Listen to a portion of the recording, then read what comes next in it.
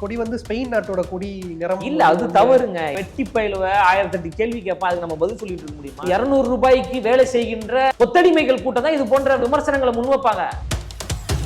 மாநாடு நடத்த விடாம பண்ணணும் அப்படின்னு எங்களை எந்த கொம்பாதி கொம்பனும் தடுக்க முடியாதுங்க. காற்றாற்று வெள்ளத்தை மணல் போட்டு தடுக்க முடியுமா?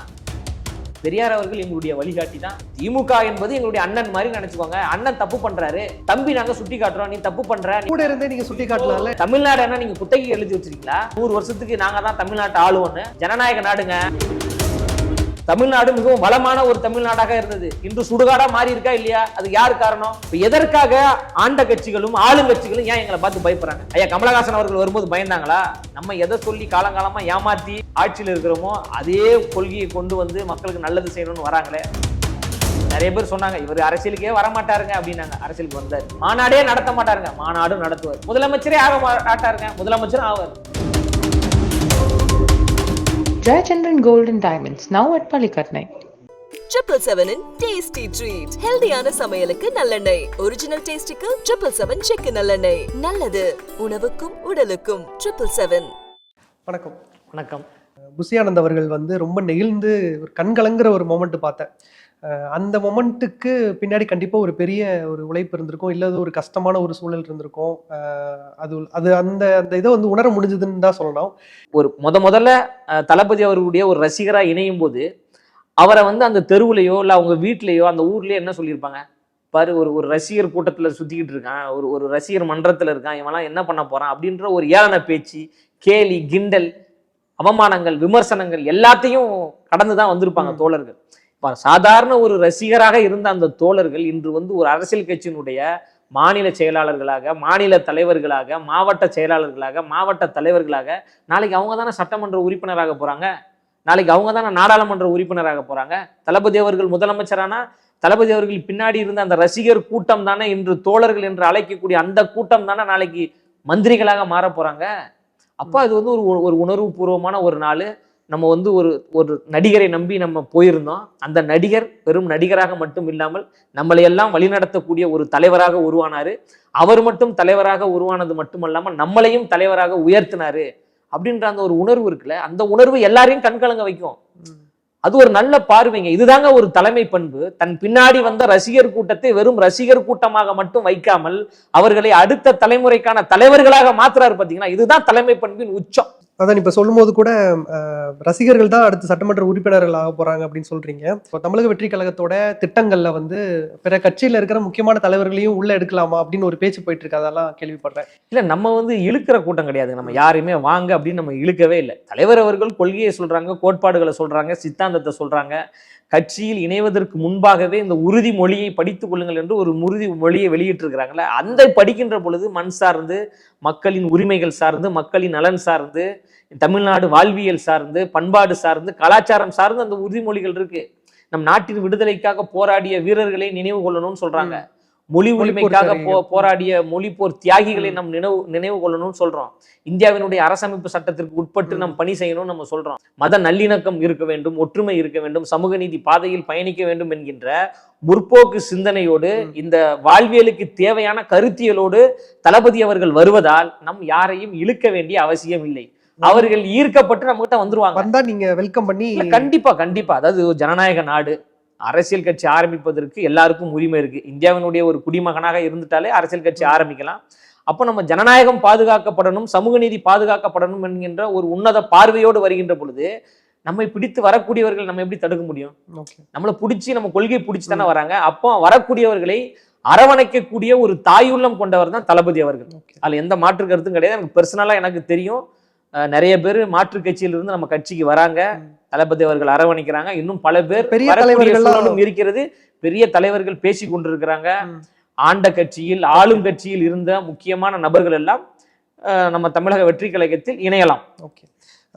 கொடி பார்த்தேன், அதுல என்ன அர்த்தம் இருக்கு அப்படிங்கிறது கொஞ்சம் சொல்ல முடியுமா? அது சிவப்பு என்பது புரட்சியினுடைய ஒரு அடையாளம். சிகப்பு என்பது பொது உடைமை தத்துவத்தினுடைய அடையாளம். சிவப்பு என்பது கம்யூனிசம். எல்லாரும் சமம் என்கின்ற சமத்துவத்தை கற்பிப்பதுதான் கம்யூனிசம். அப்போ எங்களுடைய கட்சி என்பது சமத்துவ உணர்வோடு வருகிறது. அப்போ ஒரு சமத்துவ உணர்வு வேண்டுமென்றால் களத்தில் இறங்கி போராடினாதான் சமத்துவம் கிடைக்கும். அப்போ போராடும் போது ரத்தம் சிந்த வேண்டும். அப்போ காலம் காலமாக தமிழர்கள் சிந்திய ரத்தத்தின் வெளிப்பாடு தான் சிவப்பு. நடுவில் இருக்கின்ற மஞ்சள் என்பது வளமான தமிழகம். நம் தமிழ்நாடு செழிப்பாக இருந்தது. அது ஒரு ஒரு நம்பிக்கையை ஏற்படுத்தக்கூடியது. மஞ்சள் என்பது ஒரு மங்களகரமானது, ஒரு தன்னம்பிக்கையை ஏற்படுத்துவது, ஒரு மகிழ்ச்சியை ஏற்படுத்துவது, ஒரு உற்சாகத்தை ஏற்படுத்தக்கூடிய ஒரு வெளிப்பாடு தான் மஞ்சள். சிவப்பு என்பது புரட்சி, பொது உடைமை தத்துவம்.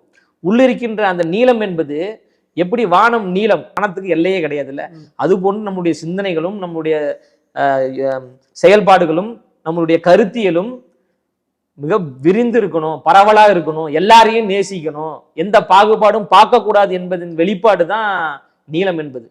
அதுல இருக்கின்ற பச்சை என்பது விவசாயத்தை குறிக்கும், இஸ்லாமிய சொந்தங்களை குறிக்கும்.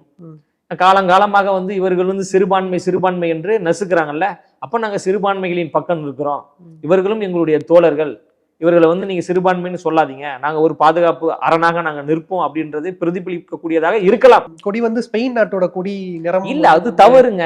அதுல இருந்துதான் எங்க மஞ்சளும் சிவப்பும் நம்மளுடைய வாழ்வியலுங்க. மஞ்சளும் சிவப்பும் தமிழ்நாட்டு கொடிங்க, தமிழ்நாட்டு வண்ணம்ங்க.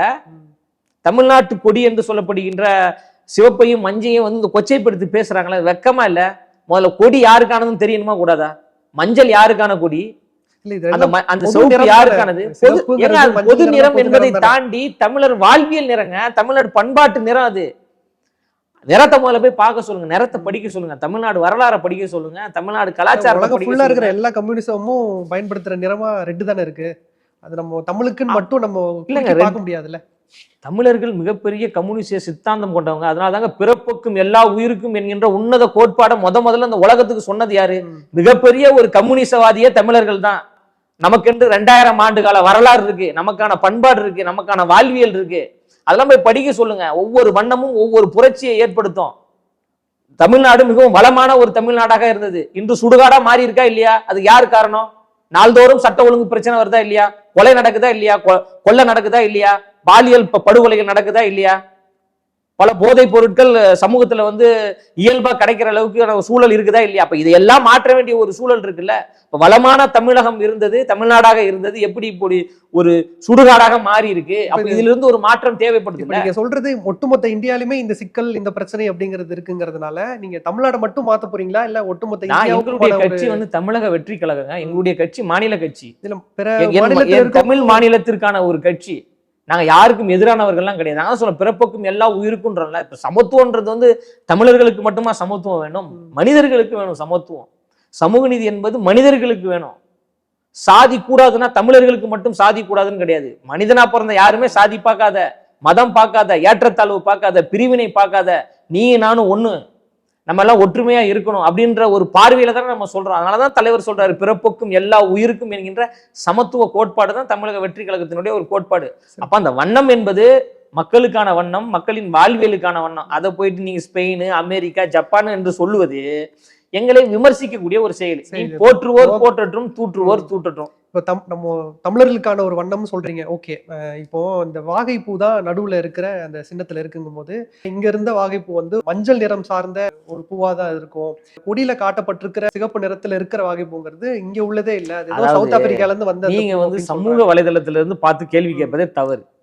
கேள்விகள், இப்படியான கேள்விகள் அவங்களுக்கு வேலை வெட்டி கிடையாதுங்க. வெட்டி பயிலுவ 1008 கேள்வி கேட்பா, அதுக்கு நம்ம பதில் சொல்லிட்டு இருக்க முடியுமா? நம்ம ஒரு நீண்ட நெடிய ஒரு பயணத்தோடு போயிட்டு இருக்கோம். ஒரு 50 ஆண்டு காலமா இருக்கக்கூடிய திமுக அதிமுகவை வீழ்த்தி விட்டு சாதி இருக்கக்கூடாது, மதம் இருக்கக்கூடாது, ஏற்றத்தாழ்வுகள் இருக்கக்கூடாது என்கின்ற ஒரு பார்வையோடு வருகின்ற பொழுது இது போன்ற வெட்டி பயிலுவ பேசிட்டு தான் இருப்பாங்க. இவங்களுக்கு நம்ம எப்படி பதில் சொல்லிட்டு இருக்க முடியுமா? அதனால எல்லாமே அவதூறுகள், விமர்சனங்கள். தமிழ்நாடு முழுவதும் மக்கள் கொண்டாடுறாங்க. பல இடங்கள்ல கம்பத்துல கொடியெல்லாம் ஏத்துறாங்க, இனிப்புகள் கொடுத்து, பட்டாசுகள் கொடுத்து கொண்டாடிட்டு இருக்காங்க. தமிழ்நாட்டு மக்கள் எங்களை அங்கீகரிக்கிறாங்க. சில வெட்டி பயில உட்காந்து எழுதுறதுக்கு நம்ம என்ன பதில் சொல்லி? இப்போ பகுஜன் கட்சி சொல்லியிருக்காங்க, எங்களுடைய சின்னத்தை அவங்க பயன்படுத்திருக்காங்க. சோ நாங்க இதுக்காக நாங்க அதாவது யானை எங்களுடைய சின்னம் கிடையாது. யானை என்பது கொடியில் இருக்கின்ற ஒரு குறியீடு, கொடியில் இருக்கின்ற ஒரு அடையாளம். எப்படி வாகை பூ கொடியில் இருக்கிறதோ அதே போன்று யானை இருக்கிறது, அவ்வளவுதான். கொடியில இருக்குங்கன்னா அப்போ உங்க கட்சியோட அடையாளமாவே அது இருக்கு அப்படின்னா, ஆல்ரெடி இன்னொரு கட்சி வந்து அதுக்கு சொந்தமா இருக்கு, அது ஒரு தேசிய கட்சிக்கு சொந்தமான ஒரு அடையாளத்துல இருக்கும்போது உடனடியா அதுக்கு இல்ல, நடவடிக்கை யானை என்பது பொதுவானதுங்க. யானை என்பது உதயசூரியன் அனைவருக்கும் பொதுவானது. அதுக்குன்னு அது ஏடிஎம்கே யூஸ் பண்ண முடியுமான்னு கேட்டீங்கன்னா இல்ல அது பண்ண நான் முடியாது. என்ன சொல்றேன்னா, நாங்க அது சின்னமா யூஸ் பண்ணல. நாங்க உங்களுக்கு புரியுதா? சின்னம் என்பது வேற, குறியீடு என்பது வேற. நாம சொல்றது வந்து அவங்க வந்து சின்னம், அவங்க வந்து தேர்தலால் அங்கீகரிக்கப்பட்டு குறிப்பிட்ட வாக்கு வங்கிகளை பெற்று அது வந்து ஒரு சின்னமா வச்சிருக்கிறாங்க. நம்ம அது சின்னம் கிடையாது, ஒரு குறியீடா வச்சிருக்கோம். நமக்கு இன்னும் சின்னமே இல்லையே. நம்ம தேர்தலில் போட்டிக்கிட்டா தானே சின்னம் கிடைக்கும். தேர்தலில் போட்டியிடுகின்ற போது தேர்தல் ஆணையமே நமக்கு ஒரு சின்னம் கொடுப்பாங்கல்ல, அந்த சின்னத்தை பெற்றுக்கொண்டோ இல்லை நமக்கு விருப்பமான ஒரு சின்னத்தை பெற்றுக்கொண்டோ ஒரு குறிப்பிட்ட வாக்கு வங்கியை பெற்று ஒரு 8% வாக்கு வங்கியை பெற்று சில சட்டமன்ற உறுப்பினர்களையும் நாடாளுமன்ற உறுப்பினர்களையும் பெற்று பிறகுதான் ஒரு சின்னத்தை நிரந்தரமாக்க முடியும். இது சின்னம் கிடையாது, இது வந்து ஒரு குறியீடு. இது தமிழர்களோடு தொடர்புடைய ஒரு குறியீடு. யானை என்பது ஒரு பலத்தோட தொடர்புடையது. யானை என்பது வெற்றியினுடைய தொடர்புடையது. யானை என்பது பூர்வகுடி மக்கள், பழங்குடியின மக்கள் கடவுளாக வணங்கக்கூடியவர்கள். ஒரு காடு உருவாக வேண்டும் என்றால் அந்த காட்டிற்கு யானை என்பது மிக மிக முக்கியம். யானை வந்து மிகப்பெரிய பலம் வாய்ந்தது, அறிவு சார்ந்தது, நுட்பமாக யோசிக்கக்கூடியது. அந்த அடிப்படையில் தான் அந்த யானை என்பது நம்ம கட்சியில வந்து கொண்டு வந்திருக்கோம். அவங்க கட்சியில இருக்கிறத புடிங்கலாம் நம்ம கொண்டு வரல. இது வந்து நம்ம கட்சியில வழக்கறிஞர் அணி இருக்கிறது. அவங்க சட்ட ரீதியாக எதிர்கொண்டு இதுல இருக்கின்ற பிரச்சனைகளை அவங்க தீர்வு காணுவாங்க. சரி, ஓகே. நிகழ்வுக்கு வந்து முதல் முறையா விஜய் அவர்களும் சொல்லியிருந்தாங்க, கட்சி அலுவலகத்துக்கு வந்து எங்க அப்பா அம்மா வந்திருக்கிறாங்க அப்படின்னு சொல்லிட்டு. இந்த நிகழ்வு உங்களுக்குலாம் முன்னாடியே தெரியுமா? அவங்க வர்றது இல்ல அன்எக்ஸ்பெக்டடா நடந்த ஒரு விஷயமா? இல்ல, ஒரு உணர்வுபூர்வமான ஒரு நிகழ்வு. ஒரு கட்சி கொடியை அறிவிக்கிற போது தாய் தந்தையரிடம் ஆசி வாங்குவது. அவங்க கட்சி அறிவிக்கும் போதே அவங்க வரல. அவங்க அப்பா அம்மா இல்லைன்னா இவர் இல்லைல்ல. ஸோ அதனால வந்து அப்பா அம்மாவிடம் ஆசி வாங்கி, பெரியவர்களிடம் ஆசி வாங்கி இந்த கொடியை வந்து தமிழ்நாட்டுக்கு அறிமுகப்படுத்தணும் அப்படின்ற ஒரு உயர்ந்த பண்போடு அவர் பண்ணி. சமீபத்தில் கூட எஸ்எஸ்சி அவர்கள் பேசும்போது சொல்லியிருந்தாங்க, புசி அவர்கள் வந்து விஜய் அவர்கள் கூட இருக்கிறது விஜய்க்கு ரொம்ப ஆபத்தான ஒரு விஷயம் அப்படின்னு சொல்லிட்டு ஒன்று சொல்லியிருந்தாங்க. இப்போ அந்த பிரச்சனை எல்லாம் சரியாயிடுச்சா? 2 பேரும் சமாதானம் ஆயிட்டாங்களா? பிரச்சனை சரியாயிடுச்சா, பிரச்சனை இருக்குதா அப்படின்றதுலாம் எனக்கு தெரியாது. நம்ம கட்சி பணி செய்கிறோம், கட்சிக்காக வேலை செய்கிறோம். பொதுச் செயலாளர் அவர்கள் வந்து கட்சிக்காக உழைத்து கொண்டிருக்கிறாங்க, தலைவர் அவர்கள் உழைக்கிறாங்க, கட்சிக்கான தோழர்கள் உழைக்கிறாங்க. கட்சி வந்து ஒரு சரியான ஒரு பாதையில் போகிறதுனால தான் 90 லட்சத்திற்கும் மேற்பட்டவர்கள் கட்சியில் உறுப்பினராக இணைஞ்சிருக்கிறாங்க. இதுவரைக்கும் கட்சிக்கு ஒரு சேர்க்கை அணி உருவாக்கப்பட்டிருக்கு. அந்த சேர்க்கை அணி அதிகாரப்பூர்வமா கட்சிக்கு எத்தனை உறுப்பினர்கள் வந்திருக்கிறாங்க அப்படின்றதை மாநாட்டுக்கு முன்னாடி அறிவிக்க போறாங்க. அப்ப நம்ம வந்து ஒரு நம்பிக்கையான இடத்துல இருக்கிறதுனால தான் கோடிகளை நெருங்கக்கூடிய அளவிற்கு உறுப்பினர்கள் இணைகிறாங்க. அது வந்து அவங்களுடைய பெர்சனல்லாம் வந்து நம்ம தலையிட முடியாது. ஏன்னா வந்து கட்சிக்காக பணி செஞ்சுக்கிட்டு இருக்கோம். ஒரு கட்சியோட பொதுச் செயலாளர் விஜயோடைய தந்தையே வந்து விமர்சிச்சாரு அப்படிங்கிறது தான் இன்னைக்கு நிகழ்வுல வந்து தளபதி அவர்களுடைய அப்பாவின் காலில் பொதுச் செயலாளர் அவர்கள் விழுந்து ஆசி வாங்கினார்ல. அதனாலதான் இந்த ஒரு கேள்வியே நான் இல்ல, அது அவங்களுக்குள்ள என்ன பிரச்சனைன்றது நமக்கு தெரியல. அவங்க இன்னைக்கு பேசிப்பாங்க, நாளைக்கு பேசாம கூட இருப்பாங்க. அது அவங்களுடைய பிரச்சனை இல்ல. இதனால வந்து எங்க கட்சி தவறா போச்சுன்னா நீங்க கேட்கலாம், கட்சி தவறா போகுது, கட்சி மக்களுக்கு எதிராக போகுது, கட்சி தவறாக வழி நடத்துறாங்க அப்படின்னா நம்ம சொல்லலாம்.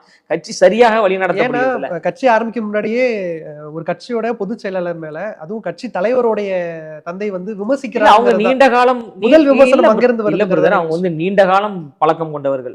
பொதுச் செயலாளர் அவர்களும் தளபதி அவர்களுடைய அப்பாவும் நீண்ட நாள் பழக்கம் கொண்டவர்கள். ரசிகர் மன்றத்திலிருந்தே இருக்கிறாங்க.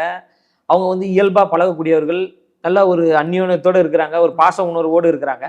அவர்களுக்குள்ள என்ன பிரச்சனைன்னு நீங்க அவரை கூப்பிட்டு கேட்டாதான் தெரியும், நமக்கு தெரியாது. மாநாடுக்கு வந்து நீங்க இடம் பாக்குறீங்க, தேதி குறிப்பிடுறீங்க. ஆனா உள்ள சொல்றேன், கட்சியில இருந்து எனக்கு கிடைச்ச தகவல்ல இருந்து சொல்றேன், இடம் பார்த்துட்டு இருக்கோம், தேதி ஒண்ணு முடிவு பண்ணலாம்னு நினைக்கிறோம். ஆனா நிறைய தடங்கள் வருது, பொலிட்டிக்கல் பிரஷர் இருக்கு அப்படின்லாம் சில கேள்விப்படுறேன். அதெல்லாம் நிஜம் தானா? இல்ல, தடை கற்களை படிக்கற்களாக மாற்றியவர் தான் தளபதி அவர்கள். தளபதி அவர்கள் வந்து சினிமா துறையில் அவர் சந்திக்காத தடைகள் கிடையாது, அவர் சந்திக்காத ஏற்றத்தாழ்வுகள் கிடையாது, அவர் சந்திக்காத விமர்சனங்கள் கிடையாது, அவர் சந்திக்காத எந்த நெருக்கடியுமே கிடையாது. அந்த நெருக்கடிகளை எல்லாம் தாண்டி தான் இன்னைக்கு தமிழ் சினிமாவில் நம்பர் 1ல அவர் தான் இருக்கிறாரு. இன்னும் 10 ஆண்டுகள் கூட அவர் நடிக்கலாம். பல கோடி சம்பளம் தருவதற்கும் தயாரிப்பாளர்கள் தயாராக இருக்கிறாங்க. அப்ப நெருக்கடிகளை பார்த்து பார்த்து வளர்ந்த ஒரு தலைவர் யாருன்னு பாத்தீங்கன்னா அது அண்ணன் தளபதி அவர்கள் தான். நெருக்கடிகள் என்பது எங்களுக்கு நடத்த விடாம பண்ணணும் அப்படின்னு எங்களை எந்த கொம்பாதி கொம்புன்னு தடுக்க முடியாதுங்க. அதாவது காற்றாற்று வெள்ளத்தை மணல் போட்டு தடுக்க முடியுமா? ஒரு பெரிய ஒரு சுனாமி வருது, செங்கலை வச்சு தடுத்துட முடியுமா? காற்றாற்று வெள்ளங்க இவரு, சுனாமி போன்றவருங்க, மிகப்பெரிய ஒரு கரிஸ்மேட்டிக் லீடருங்க. ஐயா எம்ஜிஆருக்கு பிறகு அவரை போன்று மக்கள் படை கொண்ட ஒரு தலைவராக தளபதி அவர்கள் வருகின்ற பொழுது நீங்க என்ன தடுக்க முடியும்? என்ன பண்ணிட முடியும் நீங்க? அதெல்லாம் ஒண்ணும் பண்ண முடியாதுங்க. மக்கள் செல்வாக்கு முன்னாடி எல்லாம் தூசிங்க. ஆட்சியும் அதிகாரமும் வந்து யாருக்கு நிலையானதெல்லாம் கிடையாது, சரிங்களா? அதனால வந்து அவங்க தடுக்கிறாங்க, அவங்க வந்து அடக்குறாங்க, ஒடுக்குறாங்களா, அதெல்லாம் எங்களை ஒண்ணுமே பண்ண முடியாதுங்க. மக்கள் முடிவு பண்ணிட்டாங்கன்னா ஒண்ணுமே பண்ண முடியாது. மக்கள் ஆதரவு உங்களுக்கு இருக்கு. மக்கள் ஆதரவு இருக்குல்ல, அதான் சொல்றேன்ல, மக்கள் ஆதரவு இருக்கு, மக்கள் நேசிக்கிறாங்க, மக்கள் தளபதியை கொண்டாடுறாங்க. மக்கள் ஆதரவும் மக்கள் நேசிக்கிற உணர்வும் இருப்பதனால தானே தளபதி அவர்கள் அரசியலுக்கு வராங்க. எப்போ ஒரு சிஎம் ஆவார்னு நீங்க கணிக்கிறீங்க? இந்த வர உழைத்தால் முதலமைச்சருங்க, உழைத்தால் முதலமைச்சர் உழைத்து கொண்டிருக்கோம், பேசி கொண்டிருக்கோம். இல்ல முதல் அட்டம்ப்ட்லயே பாஸ் அப்படின்னு சொல்றீங்களா? முதல் எலெக்ஷன்லயே அவர் வந்து உடனே இப்ப அரசியலுக்குள்ள வரலங்க. அவர் வந்து 2009 இருந்தே மக்களுக்காக குரல் கொடுத்து கொண்டிருக்கிறார், பேசி கொண்டிருக்கின்றார். சுனாமி போன்ற பேரிடர் காலத்தில் களத்துல இறங்கி மக்களுக்கு உதவி செஞ்சிருக்கிறாரு. அவர் ஒரு 20 ஆண்டு காலமாகவே பாதிக்கப்பட்ட அரசியலுக்காக நின்றுருக்காரு, குரல் கொடுத்திருக்காரு. அவர் இயல்பாகவே வந்து குரல் கொடுக்கக்கூடிய ஒரு நபர். ஐயா காமராஜர் அவர்கள் போன்று ஒரு நேர்மையான ஒரு அரசை உருவாக்குவோம், ஐயா அண்ணாதுரை அவர்களை போன்று ஒரு கொள்கை சார்ந்த ஒரு அரசை கொண்டு வருவோம், ஐயா எம்ஜிஆர் அவர்களை போன்று ஒரு மாற்றத்திற்கான ஒரு அரசியலை கொண்டு வருவோம் என்கின்ற ஒரு முன்னெடுப்பு வந்து அதிகாரத்துல வந்து உட்கார்ந்தாதான் பண்ண முடியும். அதனால எங்களுக்கு அதிகாரம் தேவைப்படுது. இப்ப பாடல்ல கூட நீங்க வந்து சொன்ன மாதிரிதான் எம்ஜிஆர் அவர்களையும் அண்ணா அவர்களையும் குறிப்பிட்டு ஒரு போஸ்டர் உள்ள நான் பார்த்தேன். அவங்க 2 பேரும் பேசுனது வந்து முக்கியமா அண்ணா அவர்கள் வந்து திராவிடத்தோட ஒரு ஊற்று அவர் தான், அவர்கிட்ட இருந்து தான் அது வந்து மிகப்பெரிய ஒரு இயக்கமாவே அது மாறுச்சு அப்படின்னு சொல்லலாம். அதை கொண்டு போனதுல முக்கியமான ஒரு ஆளு எம்ஜிஆர். ஸோ விஜய் அவர்களும் வந்து திராவிடத்துடைய அந்த கம்பை வந்து கையில் எடுக்கிறாரா அப்படிங்கிற மாதிரி எடுத்துக்கலாமா? இல்ல, திராவிடம் என்பது ஒரு கருத்தியலுங்க, திராவிடம் என்பது ஒரு சித்தாந்தம், திராவிடம் என்பது ஒரு கொள்கை. தந்தை பெரியார் அவர்கள் பேசிய அந்த கருத்தியலுடைய ஒரு பேர் தான் திராவிடம். திராவிடம் என்பது இனம் கிடையாது, தமிழர் தான் இனம். திராவிடம் என்பது மரபினம் கிடையாது. திராவிடம் என்பது ஒரு கருத்தியல். எப்படி கம்யூனிசம், மார்க்சியம் அப்படி இருக்கிற மாதிரி பெரியாரிசத்தினுடைய இன்னொரு வடிவம் தான் திராவிடம். அதான் எங்க தலைவர் சொல்றாருல, கொள்கை தலைவரா தந்தை பெரியார் அவர்களை படிங்க அப்படின்னு சொன்னாவே எங்களுடைய சிந்தனை வந்து சமூக நீதிக்கான ஒரு சிந்தனையாகவும் சமத்துவத்திற்கான ஒரு சிந்தனையாகவும் தானே இருக்கு. இங்க வந்து திராவிடம் வேறு தமிழ் தேசியம் வேறு என்பதெல்லாம் கிடையாது, ரெண்டுமே ஒண்ணுதான். இல்ல, ரெண்டும் வேற வேற விஷயங்களை பேசியிருக்கல நம்ம. நீங்க உங்க பாடல்ல கூட நான் வந்து கவனிக்கிறேன், நிறைய இடத்துல தமிழ் தேசியத்தையும் குறிப்பிடுறீங்க. நான் உங்களுக்கு சொல்றது உங்களுக்கு புரியலன்னு நினைக்கிறேன். தமிழ் தேசியமும் திராவிட தேசியமும் தனித்தனி கிடையாது, ரெண்டுமே ஒண்ணுதான். சாதி ஒழிப்பை பேசுவதுதான் திராவிடமும் தமிழ் தேசியமும், மத ஒழிப்பை பேசுவதுதான் திராவிடமும் தமிழ் தேசியமும், சமூக நீதியை பேசுவதுதான் திராவிடமும் தமிழ் தேசியமும், ஒற்றுமையை பேசுவதுதான் திராவிடமும் தமிழ் தேசியம். இதுல ரெண்டுத்துக்கு எங்க நீங்க பிரிவினை கண்டீங்க? ஏதாவது ஒண்ணு சொல்லுங்க. திராவிடம் வந்து இதை பேசுதுப்பா, தமிழ் தேசியம் இதை பேசல அப்படின்னு ஏதாவது சொல்ல முடியுமா? ரெண்டும் ஒரே கருத்தை தான் பேசுது. அது அவங்க வசதிக்கு ஏற்றார் போல் பிரித்து வச்சிருக்காங்க, அவ்வளவுதான். மற்றபடி வேற ஒண்ணுமே கிடையாது. பெரியார் அவர்கள் எங்களுடைய வழிகாட்டி தான், பெரியார் அவர்கள் எங்களுடைய தலைவர் தான். அண்ணா அவர்கள் இந்த தமிழ்நாட்டிற்கு செய்த பல தியாகங்களை நம்ம போற்றுவோம். திமுக தமிழ்நாட்டிற்கு செய்த பல தியாகங்களை நம்ம போற்றுவோம். ஆனா அவர்கள் மீது விமர்சனம் இருக்கு. அவர்கள் வந்து பல அநீதிகள் செஞ்சிருக்கிறாங்க. அந்த அநீதிகளை நாங்க சுட்டி காட்டுறோம். திமுக என்பது எங்களுடைய அண்ணன் மாதிரி நினைச்சுக்கோங்க. அண்ணன் தப்பு பண்றாரு, தம்பி நாங்க சுட்டி காட்டுறோம், நீ தப்பு பண்ற, நீ ஒழுங்கா ஆட்சி செய்ய மாட்டேன். நீங்க தனியா அதுக்கு ஒரு கட்சி உருவாக்கி தான் சுட்டி காட்டணும் அப்படின்னு கூட நின்று. ஏங்க, இது ஜனநாயக நாடுங்க, இது சர்வாதிகார நாடு கிடையாது, இது ஜனநாயக நாடு. ஜனநாயக நாட்டில் எல்லாருக்கும் உரிமை இருக்குல்ல. அண்ணல் அம்பேத்கர் அந்த உரிமையை வாங்கி கொடுத்திருக்கிறார்ல. எங்க தலைவருக்கு முதலமைச்சராக வேண்டும் என்று ஒரு ஏக்கம் இருக்கிறது. எங்களுக்கு வந்து திமுகவில் இருந்தும் அதிமுகவில் இருந்தும் தான் முதலமைச்சர் வரணும் அப்படின்ற ஒரு பார்வை கிடையாது. எங்களுக்கு ஒரு மாற்று முதலமைச்சர் தேவைப்படுகிறார். அதுவும் இந்த மண் சார்ந்த ஒரு நபர் தேவைப்படுகிறார். இந்த மண்ணுக்கானவர் தேவைப்படுகிறார். ஒரு தெளிவான பார்வையோடு வரக்கூடியவர் தேவைப்படுகிறார். அந்த இடத்துல தளபதி அவர்கள் இருக்காங்க. தமிழ்நாடு என்ன நீங்க குத்தகை எழுதி வச்சிருக்கீங்களா, பத்திரம் போட்டு வச்சிருக்கீங்களா? 100 வருஷத்துக்கு நாங்க தான் தமிழ்நாட்டை ஆளுவோன்னு. ஜனநாயக நாடுங்க, யாரு வேணாலும் மக்கள் முடிவு பண்ணா முதலமைச்சர் ஆகலாம். மக்கள் முடிவு பண்ணிட்டாங்க தளபதியை நாங்க முதலமைச்சர் ஆக்க போறோம். நீ திமுக ஒழுங்கா ஆட்சி செய்திருந்தா நாங்க ஏன் அரசியல் கட்சி ஆரம்பிச்சு வர போறோம்? இப்போ உங்க கொள்கையில வந்து திராவிட கொள்கைகள்னு சில சொல்றாங்கல்ல, அது எல்லாமே உள்ள இருக்குமா? அப்படியான கொள்கைகளா? திராவிடத்துக்கென்று தனி கொள்கை, தமிழ் தேசியத்துக்கென்று தனி கொள்கை எல்லாம் கிடையாது. இந்த உலகத்துக்கென்று ஒரே கொள்கை சமூக நீதி, சமத்துவம், ஜனநாயகம், மத நல்லிணக்கம், ஒற்றுமை தான். இந்த அரசியலை முன்னெடுத்து தான் எங்க தளபதி அவர்கள் வராங்க. இவங்க வந்து அரசியல் லாபத்திற்காக திராவிடம் என்றும் தமிழ் தேசியம் என்றும் சாதியவாதிகள் என்றும் மதவாதிகள் என்றும் பிரிஞ்சு கிடக்குறாங்க. அதான் எங்க தலைவர் சொல்றாரு, சாதி, மதம், பாலினம், பிறந்த இடம் ஆகியவற்றில் உள்ள வேற்றுமைகளை களைத்து சமவாய்ப்பு, சம உரிமை என்கின்ற சமத்துவ அரசியலை முன்னெடுப்போம், பிறப்புக்கும் எல்லா உயிருக்கும் என்கின்ற உன்னத பார்வையோடு வருகிறோம் என்று உறுதி கூறுகிறேன் உறுதிமொழி வெளியிட்டிருக்காரு. இப்ப எதற்காக ஆண்ட கட்சிகளும் ஆளுங்கட்சிகளும் ஏன் எங்களை பார்த்து பயப்படுறாங்க? ஐயா கமலஹாசன் அவர்கள் வரும்போது பயந்தாங்களா? இல்ல மற்ற நடிகர்கள் கட்சி ஆரம்பிக்கும் போது இப்படி பயம் இருந்ததா? எங்கள் மீது கண்டு ஏன் பயப்படுறாங்க? நாங்க கொள்கையோட வரோம்ல, கோட்பாட்டோடு வரோம்ல. எங்களுடைய கொள்கை தலைவராக அண்ணல் அம்பேத்கர் அவர்களையும் தந்தை பெரியார் அவர்களையும் தோழர் ஜீவானந்தம் அவர்களையும் கக்கன் அவர்களையும் காகிதமில்லத் அவர்களையும் ஜின்னா அவர்களையும் தான் எங்களுடைய கொள்கை தலைவராக நாங்கள் முன்னெடுத்து வரோம். இந்த கொள்கை தலைவர்கள் இந்த மண்ணுக்காக உழைத்ததை தானே நாங்களும் உழைக்கணும்னு நினைக்கிறோம். அப்படின்ற போது அவங்களுக்கு ஒரு பயம் வருது. நம்ம எதை சொல்லி காலங்காலமா ஏமாத்தி ஆட்சியில் இருக்கிறோமோ அதே கொள்கையை கொண்டு வந்து மக்களுக்கு நல்லது செய்யணும்னு வராங்களே, அப்ப இவங்களை வந்து விமர்சிக்கணும் அப்படின்ற அடிப்படையில ஆரம்பத்தில் ஒரு கேள்வி கேட்டீங்களா, கொடியை விமர்சிக்கிறாங்க. இதெல்லாம் அந்த கூட்டம் 200 ரூபாய்க்கு வேலை செய்கின்ற கொத்தடிமைகள் கூட்டம் தான் இது போன்ற விமர்சனங்களை முன்வைப்பாங்க. நம்ம தெளிவா போறோம்ல, எல்லாவற்றிலும் 2026 தேர்தல் மக்கள் எங்களை அங்கீகரிக்கிறாங்களா அங்கீகரிக்கலையான்னு தெரிய போகுது. அதுக்கு முன்னாடி ஏன் பயப்படுறீங்க? களத்துல சந்திப்போம் தான் நான் சொல்றோம். மாநாட்டுக்கான தேதிங்கிறது இந்த நாள்ல எதிர்பார்க்கலாம் இல்ல இந்த மாசத்துல இருக்கும் அப்படின்னு ஏதாவது உங்களுக்கு ஏதாவது ஒரு ஐடியா? மாநாட்டிற்கான இடம் உறுதி, ஓகே, மாநாட்டிற்கான தேதியும் உறுதி. ஆனா அந்த மாநாட்டிற்கான இடமும் தேதியும் நான் அறிவிப்பதை விட தளபதி அவர்கள் அறிவிச்சாதான் ஒரு சுவாரஸ்யம் இருக்கும். எப்படி எங்களுக்கு இந்த கொடிலாம் வந்து 5 நாளைக்கு முன்னாடியே தெரியும், என்ன வண்ணத்துல வரப்போகுது எப்படி வரப்போகுது என்பதெல்லாம் எங்களுக்கு தெரியும். ஆனா தலைவர் அவர்கள் அந்த கொடியை பற்றி வெளியில சொல்லும் போதுதான் இது வந்து ஒரு உலக செய்தியாக மாறுது, உலகம் முழுவதும் இருக்கின்ற தமிழர்கள் கொண்டாடுறாங்க. அதே போன்று இந்த மாநாடு என்பது எங்க கட்சியினுடைய இன்னொரு உணர்வுபூர்வமான ஒரு நாள். இப்ப நிறைய பேர் சொன்னாங்க இவர் அரசியலுக்கே வரமாட்டாருங்க அப்படின்னாங்க. அரசியலுக்கு வந்தாரு. கட்சியே அறிவிக்க மாட்டாருங்க, கட்சி அறிவிச்சாரு.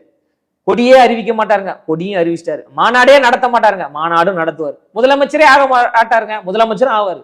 அதற்கான வேலைகள் நடந்துகிட்டு இருக்கு. 6 கோடி மொத்தம் தமிழ்நாட்டுல 8 கோடி மக்கள் அப்படின்னு சொல்றாங்க. அதுல 6 கோடி வாக்காளர்கள் இருக்காங்க. எத்தனை கோடி பேர் தெரியுமா ஓட்டு போடுறாங்க? 4.5 கோடி பேர் தான் ஓட்டே போடுறாங்க. மீதி 1.5 கோடி பேர் ஏன் ஓட்டு போடல? சரியான தலைமை இல்லை, அவங்க எதிர்பார்க்கிற தலைமை இல்லை. அப்போ எங்க தலைவர் அவர்கள் வர்றதுனால அந்த ஓட்டு போடாத 1.5 கோடி ஓட்டு எங்க போகும், யாருக்கு போடுவாங்க? பல இடங்கள்ல பிரிஞ்சாலும் கூட பெரும்பான்மையான ஓட்டு எங்க தளபதிக்கு வரும்ல. அப்ப மாற்றம் என்பது அந்த மாற்றத்தை உருவாக்கக்கூடிய ஒரு தலைமை வரும்போதுதான் நடக்கும், சும்மாலாம் நடக்காது. என்னப்பா திமுக போனா அதுக்கு போட்டாலும் ஒன்றும் போடாட்டியும் ஒன்றும் போட மாட்டாங்க. அப்போ இன்னொரு சக்தி, பிரதான சக்தி, பிரைமரி போர்ஸா ஒருத்தர் வருகின்ற பொழுது மக்களுக்கு இயல்பாகவே ஒரு நம்பிக்கை வரும். நாங்கள் யானை பலம் கொண்டவர்கள், அவ்வளவு எளிதாக வந்து எங்களை அடிச்சு ஒடிக்கிடலாம் அப்படின்னு நினைக்கிறீங்க. அதெல்லாம் முடிஞ்சிருச்சு. இப்ப நாங்க எந்திரிச்சு நிக்க ஆரம்பிச்சிட்டோம். இப்ப நின்றுகிட்டு இருக்கோம், எதையும் எதிர்கொள்ள தயாரா இருக்கிறோம். அப்ப கோட்டையை ஒரு நாள் தளபதி அவர்கள் முதலமைச்சராக அமர போறார். சிறப்பு சார், மகிழ்ச்சி, மிக்க நன்றி. Jayachandran Gold and Diamonds, now at Palikatnai. 777 tasty treat. ஹெல்தியான சமையலுக்கு நல்லெண்ணெய். ஒரிஜினல் டேஸ்டிக்கு 777 செக்கு நல்லெண்ணெய். நல்லது உணவுக்கும் உடலுக்கும். 777